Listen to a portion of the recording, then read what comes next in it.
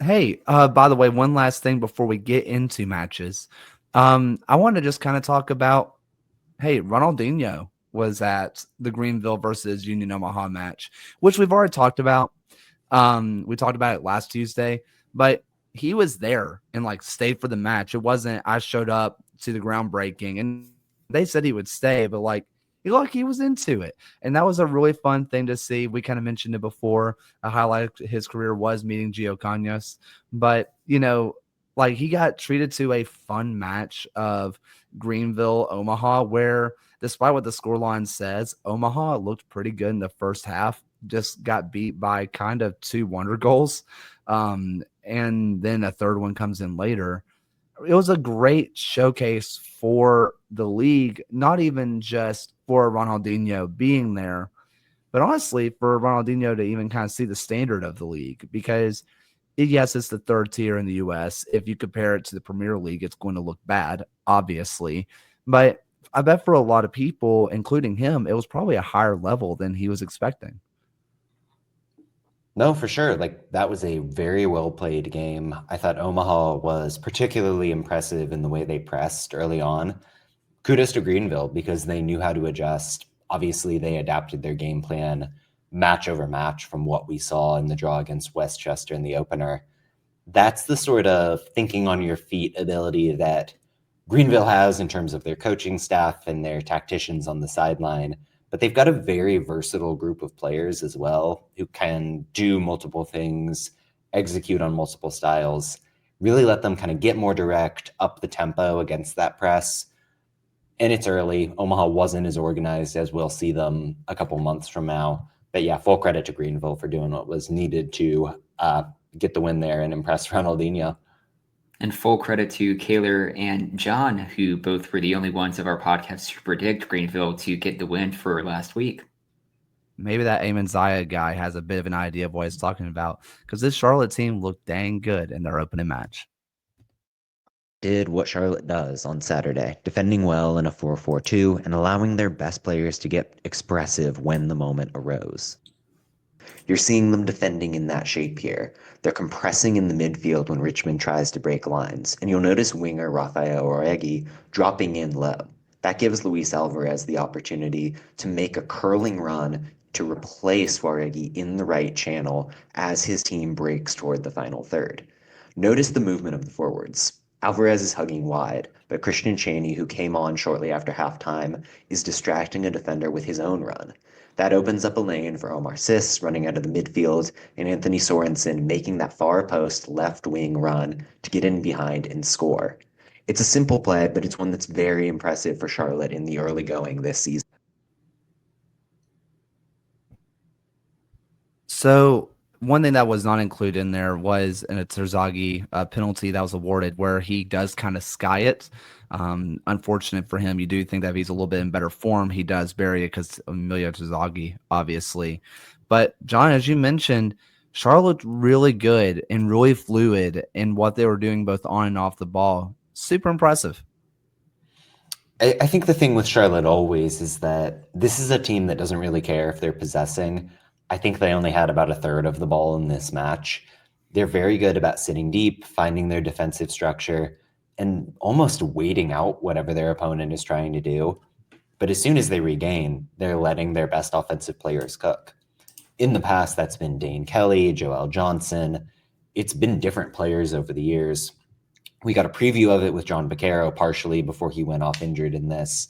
But Luis Alvarez, I highlighted him in the Tactics Show. One of the smartest movers in League One, somebody who's unbelievable with the ball at his feet. You throw that in with the new talent on show in Charlotte, this team is going to be A-okay. And I like to think that Charlotte had heard Alex and he talking about their lack of, I guess, transfer movement or roster changes in the season and leading up to this, and wanted to spite both of us and come out there with a very strong win. But I mean, you look at a Charlotte team who, beyond the Richmond penalty, they nearly doubled what Richmond had in terms of XG from this match. They had 38 possession of the ball, and they still managed to come out on top with this one. Charlotte will ultimately be fine. One thing that was and this is the same place I always go, and this is where just my brain goes. And everybody does this. They find their favorite player on a team and they just really zone in on them, and that's just kind of what they do. But this match just felt like an Omar Sis masterclass. Like everything he did was golden. You mentioned him in the tactics show. What he does as a holding midfielder is impressive, especially for how young he is. I mean, is he 20? Barely? Like he's young. 23. But like 23. Oh wow, he's older than I thought he was.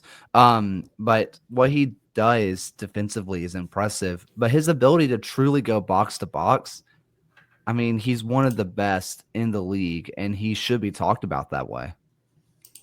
It's kind of easy to miss that impact just given how deep Charlotte tends to play, but very decent with the ball at his feet. You saw the progressivity in that play and the smart run he's making. Somebody who can be a real powerhouse up the middle for this Independence team, given the fact that Rayon Jeji went over to Sacramento, some of the other shifts with the roster construction, I think it's only going to be a bigger onus on Sis to come up big throughout 2025. And I mean, we all believe clearly that he's up to the task. Any final thoughts on this match before we go out west to the Pacific Northwest? Darwin Espinal, good. Very good. He's so good. I really believe in this Richmond team, by the way. I still have a lot of love and hope for this Richmond team. I said in the preseason, which I know we're not that far removed from, they felt like the biggest mover ups for me of the teams that were outside the playoff spot. I think they could be real deal contenders if they could get that front line really like flowing and cooking. What's interesting with Espinal is like he played striker so often in Nisa. He's doing it on the left wing, looking so dynamic, kind of taking players on. A couple of nice switches in this last game as well. He's the complete package on that front line for Richmond. And Richmond have a match against new expansion side AV Alta, who didn't look all that impressive against Tormenta this week. And so certainly another opportunity for the Kickers to get 3 points on the board. Well, as we go up now to the Pacific Northwest, let me go ahead and tell you about our friends at Equip Studios who are also going to the Pacific Northwest, as our good friend Austin is now the new kit provider of West Seattle Junction, which is really, really cool. So if you want your team, you want your SG, you want your whatever, hey, us, whenever you go to buy our kits, if you want it to be the same quality of that of a USL League 2 and W League team, go check out Equip Studios. They are here to make all of your kit dreams come true. If you want all the customization of the big brands for a minuscule cost of the big brands, check them out. They want to be accessible to all types of players, teams, and supporters, no matter what the level of play. Again, if you're not so happy with the kit that your team came out in, there are a lot of teams that came out with some pretty bland stuff. Take matters in your own hands and make your own kit. It should be a good time. And again, very affordable. And if you are someone who's on the smaller side or the bigger side, hey, extra smalls, 6XL. They got it all for you. And hey, if you, like we said, want something that's affordable, it's already $40 to have a custom kit, fully customized, that feels really good. But what if we made it $35? Tell them that your friends at the USL Show sent you, and you get a family and friends discount of $35. You legitimately can't beat that anywhere. For some of the best material I felt for a soccer jersey, and that's not just because he's our sponsor. I said that long before Austin ever gave us money. So seriously, you should check them out. They are the best. They are going to be our kit sponsors for our Portland Hearts of Pine trip. So check them out. Spokane Velocity got up to a 2-0 lead, and they had me shaking in my boots because I picked not one Knox to win this match. But fret not, one Knox comes storming back to have a 2-2 draw in what was one of the most exciting matches we got on Sunday. And hey, it was a fun matchup. We got to see just what this Spokane team can be. But one Knox showed a little bit of scoring gumption that we didn't really see from them last year. Yeah, really a game of two halves in the truest sense, where One Knox was pretty content to kind of sit off, absorb pressure coming from Spokane early on. And I was interested in the shape that Ian Fuller rolled with in his first game. This was a back three team for all of 2024. Very defensive minded, but went about it in a different way. Essentially, Fuller went with a 5-man midfield that was very focused on preventing Spokane from driving up the central areas. Not quite man marking players like Luis Heel and Colin Fernandez, but close to it. And Spokane had to find their workarounds. To Lee Wiedemann's credit, they did so. Like, you found Masongo Akale making clever runs into the half spaces, getting a little bit more expansive from the back did wonders for them. Once they took the lead, I think Spokane got a little bit complacent, frankly. They sat off a little bit too much. Knoxville was able to get into the match a lot more involved. And Mark Doyle was huge off the bench. He and Kempis Tequila came into the game maybe 60th minute, 55th. I thought Doyle, who we saw a little bit with Rhode Island last year, but nothing more than a cameo guy for the most part, really did well to change the dynamic, taking players on, breaking things down in the final third. Obviously a little bit messy in terms of the final play with Angelo Kelly kind of making the difference. But yeah, fun to see the fight from both teams. And I think there are real positives to take away, given that it was the opener on both sides. Yeah, and if you just look at the final half hour of this match, you had 5 shots from Knoxville to Spokane's 2. It really showed a lot of heart from Knoxville, who, after going down 2-0, after having that own goal for the second goal, to come back and rescue a point from this one, to head back to Tennessee. He's still unbeaten to start the year, and to rescue that point in the 90th minute just really has to be a positive momentum start for the season. Credit to Phil, who is the one person of our predictions pool who got this pick correct. And I was certainly nervous in that second half because I had picked this match to be, even though a win in our predictions, I did a wager on this being a win or a draw and for Spokane. And it's certainly, Knoxville made it nervous in this second half.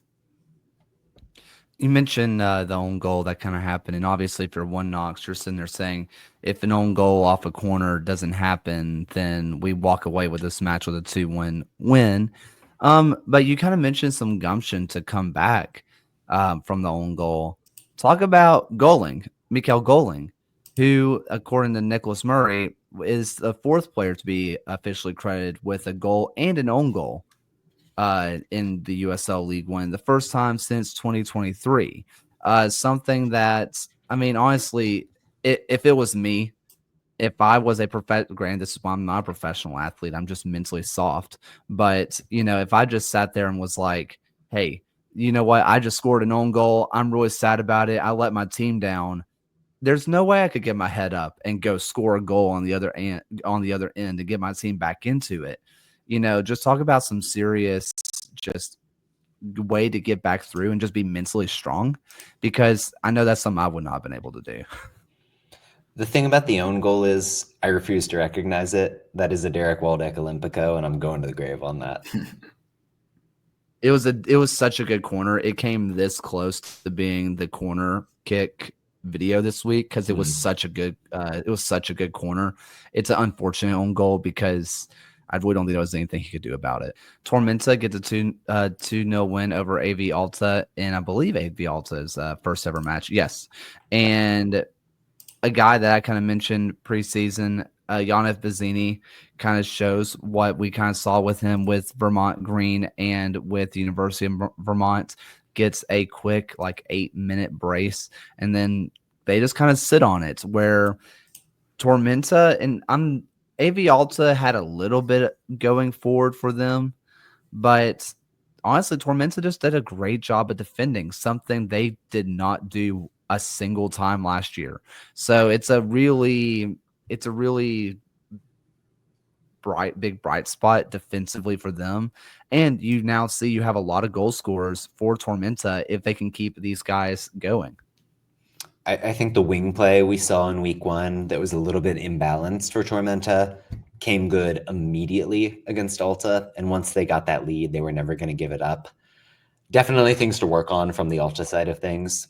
I appreciated the aggression that Brian Kleiman brought tactically, but clearly they didn't have what they needed in the defensive midfield. They were losing a lot of one-on-ones in the wide areas.